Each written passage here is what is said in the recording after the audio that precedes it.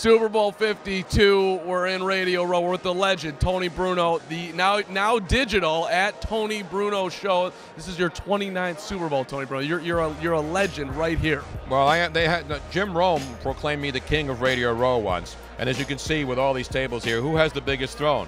I need one of those Game of Thrones sword thrones, though, I think, to make it really effective. Well, it's true. Like everybody else, you can't see it behind us, but everyone else just has a table. You've got your whole, whatever you want to call this. I've got the whole mishpucha over here. Yeah, the whole mishpucha.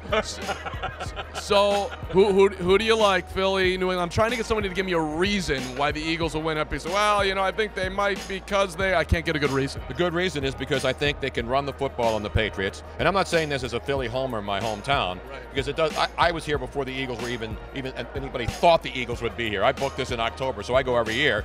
They just happen to follow me this year. But, I mean, it's an amazing story. I mean, the Vikings fans obviously aren't happy because of what happened.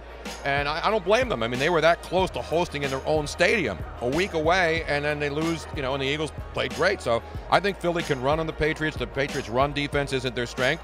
And I think if they can run and Nick Foles can do what he's been doing, not go 15 for 15, but can not have to throw bombs, but can keep Tom Brady and the offense off the field, I think they've got a real puncher's chance. I hate to use Rocky and boxing analogies.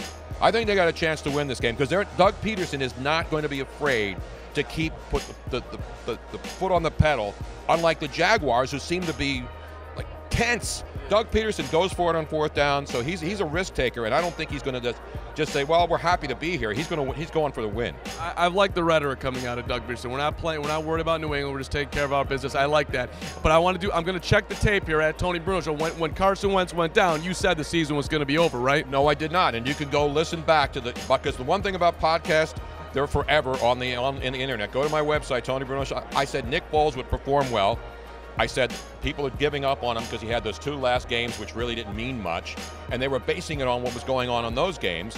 And then this guy, remember, had 27 touchdowns and 2 interceptions a couple of years, so he didn't forget to play. He was the Pro Bowl MVP. You know how hard that is to do? You show up. Significant. So this guy can play, and you don't forget how to play. You just have to have the right elements around you. And then Foles, you walk in and you see Nick Foles and Tom Brady on big posters everywhere.